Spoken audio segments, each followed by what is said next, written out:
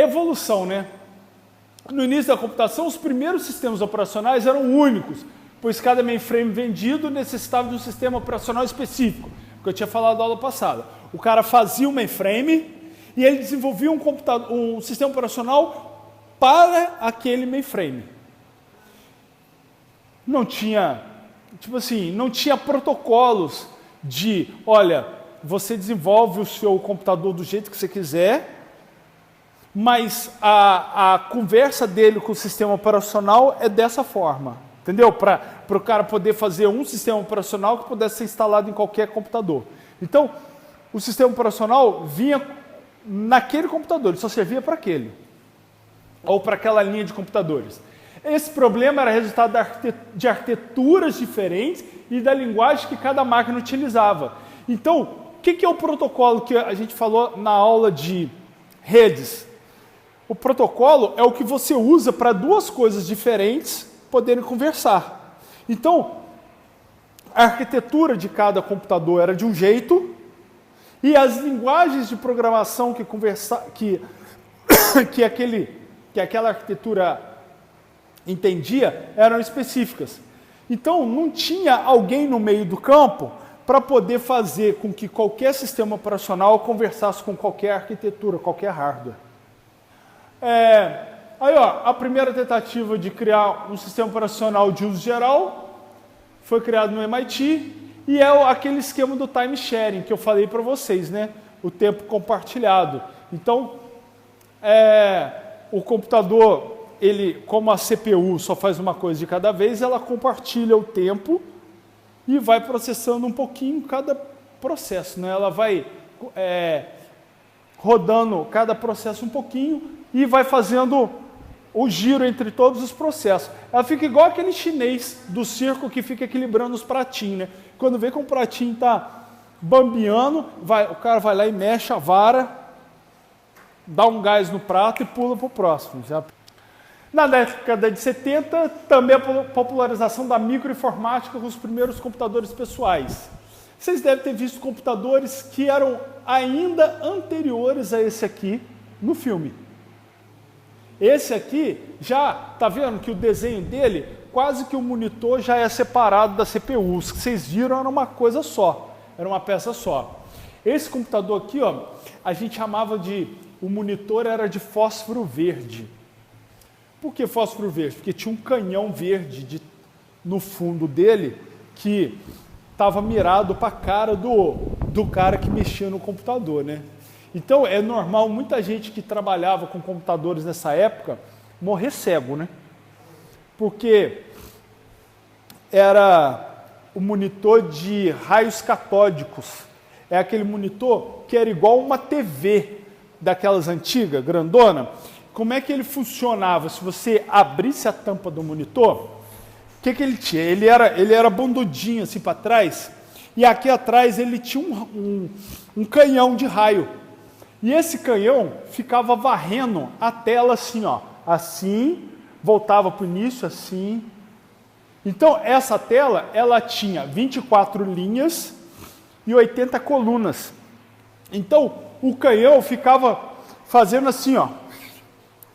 Aí acabava, ia lá para cima. Lembra a TV antiga que ficava a tela descendo?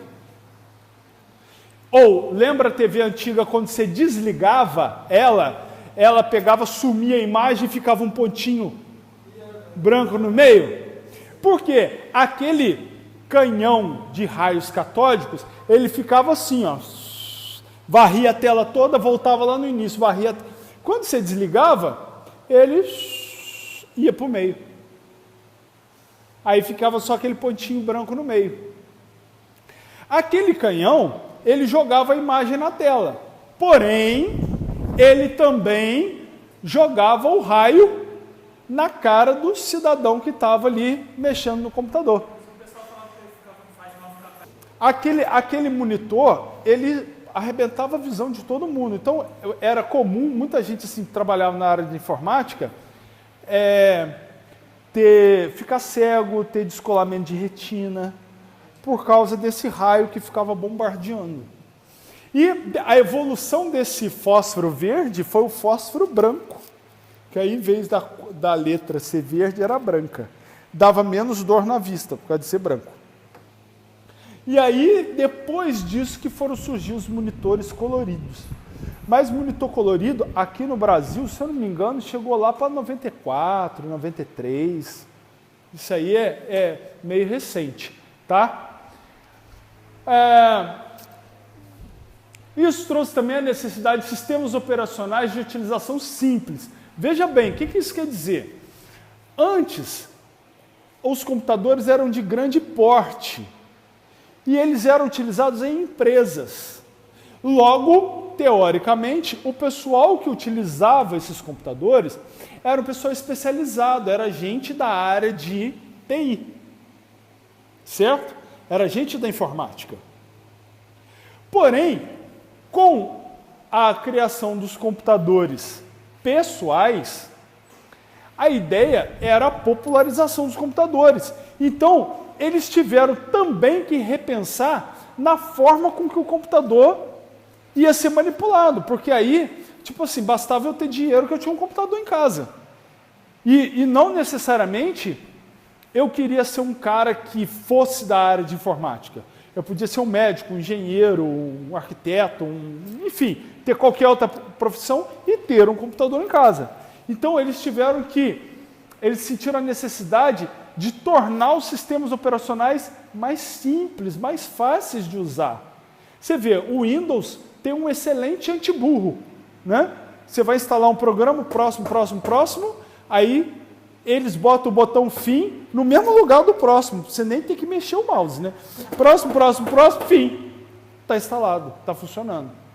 A Apple, quando o programa é nativo, você pega o arquivo do programa e arrasta para uma pasta lá do Mac, já está funcionando. Não precisa nem instalar. O Linux, quando você vai usar o Ubuntu, apt-get o nome do programa que você quer, install. Ele mesmo faz download, ele mesmo descobre a versão que tem que ser para o seu computador, ele mesmo atualiza, ele mesmo faz tudo e está instalado, está funcionando. Então, é tudo com antiburro. Por quê? Porque pressupõe que cada vez mais as pessoas com menos conhecimento da área de informática vão utilizar aqueles sistemas operacionais. Tá certo? E eu falo antiburro assim, não de uma forma pejorativa, é uma forma de dizer assim que para facilitar a vida do usuário e para evitar que ele faça besteira. Mas mesmo assim, o usuário é um ser que consegue. Ele consegue fazer, né? A Microsoft, aí tá falando, a Microsoft não desenvolveu o sistema operacional para a IBM. Comprou por $50 mil, né, o sistema Q2 da empresa Seattle Computer, que foi o que vocês viram no filme.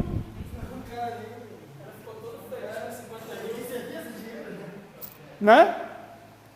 Este contrato previa que royalties de $10 a $50 por máquina vendida e um pequeno pagamento inicial, que provavelmente já pagou o sistema operacional, né, para Seattle, tornou a Microsoft uma das mais poderosas empresas de informática do mundo.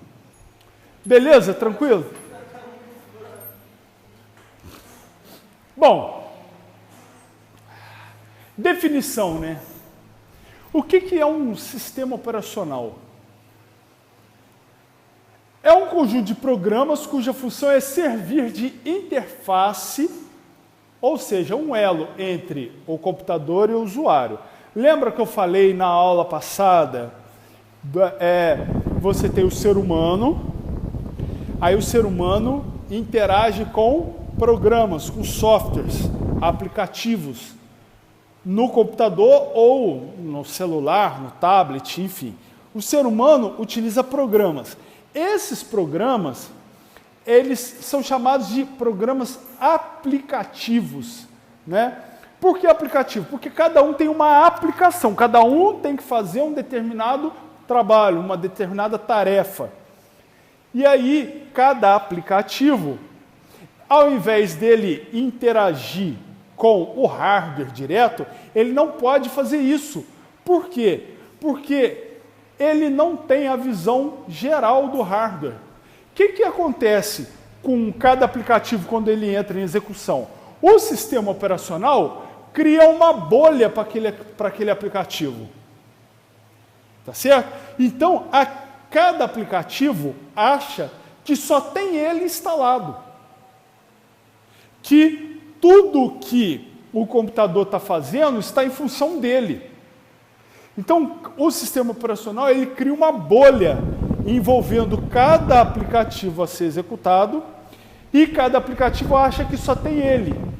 Por debaixo dos panos, o sistema operacional gerencia todos os aplicativos e faz com que tudo que o aplicativo pede, o hardware trabalhe para acontecer.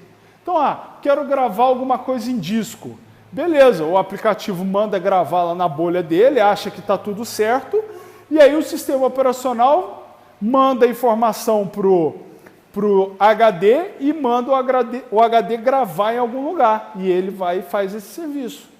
E assim todas as coisas são feitas. Então, cada aplicativo acha que ele é o único no sistema operacional. Mas ele não é. É porque é criado um ambiente para aquele aplicativo rodar. E todos os aplicativos querem o quê? Eles querem ganhar a CPU. Eles querem entrar na CPU e ganhar o processamento dela. Como a CPU, cada unidade de processamento, né, cada núcleo da CPU, só consegue fazer uma coisa por vez, então existe uma disputa. Todo mundo quer. Tá certo?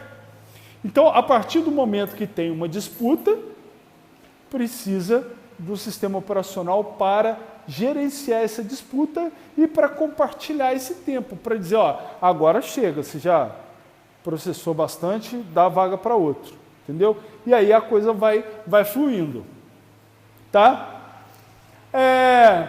Esse cara aqui, Tannenbaum, porra, esse cara é o papa da área de sistemas operacionais. Quer aprender sistemas operacionais? Livro do Tannenbaum. É o cara que é indicado em qualquer curso de faculdade, tá? Então, esse cara aqui é o cara.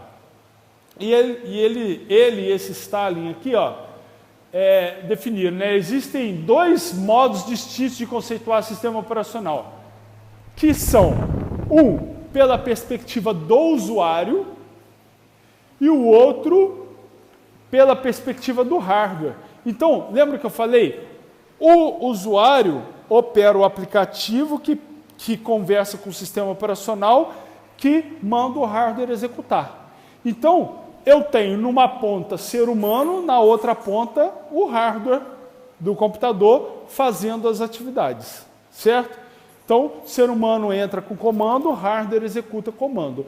No meio do caminho tem o sistema operacional, tá certo? Então, ele fala que tem duas perspectivas. Uma do lado do usuário ou desenvolvedor, que no caso seremos nós as duas pontas, e do outro lado a partir do hardware. Então, do lado do usuário ou programador, é uma abstração do hardware. Quando a gente fala assim, é uma abstração de alguma coisa, é quando você imagina aquela coisa. Tipo assim, vamos supor que vocês estão numa aula de programação, de desenvolvimento. Aí eu vou falar assim para você, nós vamos programar um sistema de uma academia que vai ter uma catraca que controla a entrada ou não de aluno. E o aluno só pode entrar quando ele está matriculado e quando ele está com o pagamento da mensalidade em dia. Ou, se ele faz algum plano, por exemplo, de poder malhar só 2 vezes na semana, a catraca, se ele tentar entrar a terceira vez, a catraca tem que bloquear o cara. Aí você fala, tá bom, mas e aí? O que você pensa? Cadê a catraca?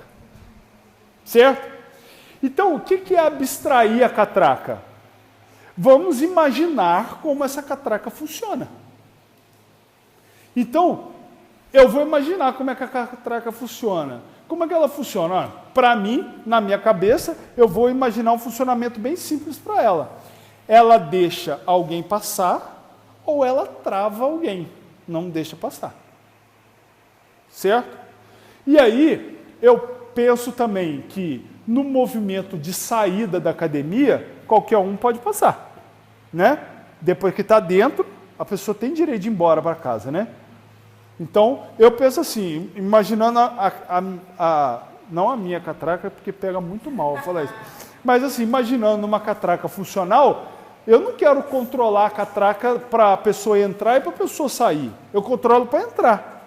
Se quem não pode entrar, não entrar, essa pessoa não precisa controlar a saída dela, né? Certo? A não ser que fosse a catraca de uma prisão. Aí eu tenho que controlar a entrada e saída, né? Principalmente a saída. Então, pensando nisso, eu vou abstrair a catraca. Então ela tem a funcionalidade de liberar acesso, de bloquear acesso para a entrada. E uma funcionalidade de estar sempre destravada para a saída. Eu não sei como é que funciona a catraca por dentro.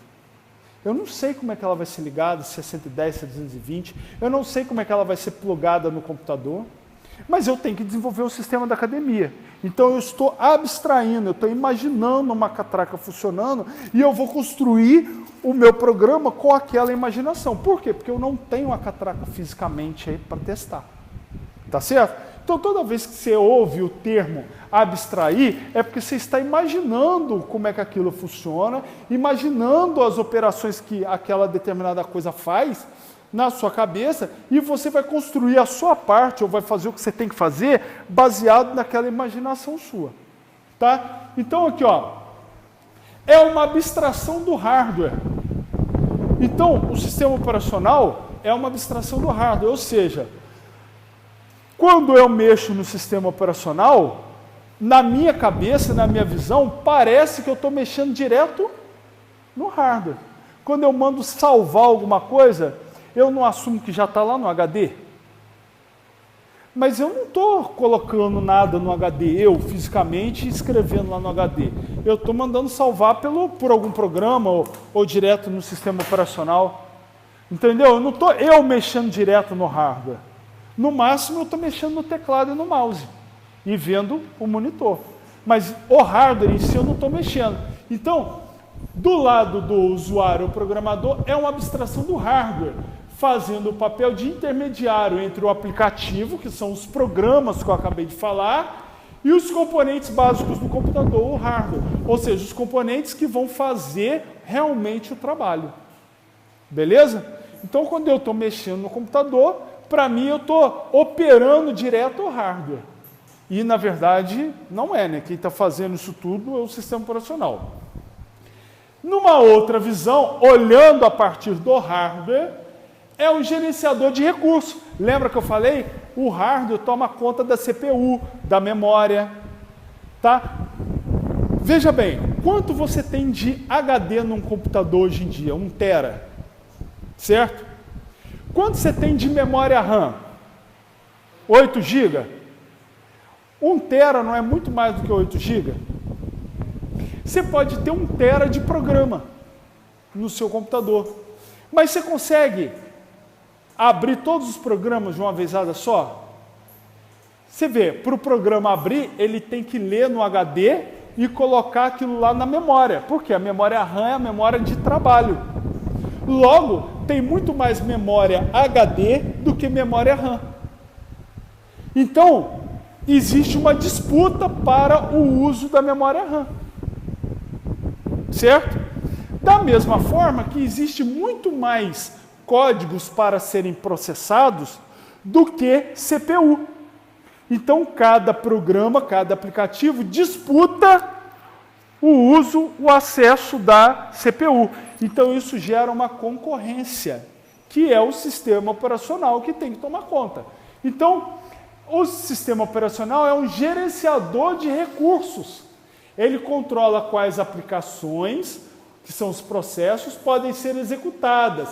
Quando e que recursos, memória, disco ou periféricos, podem ser utilizados por vez. Tá certo? Então eu tenho as duas visões. A sigla usual para designar essa classe de programa é SO, ou OS, né? Por causa disso que tem o Mac OS, que é Operating System, ou Sistema Operacional, ou Operating System, ok? Tranquilo?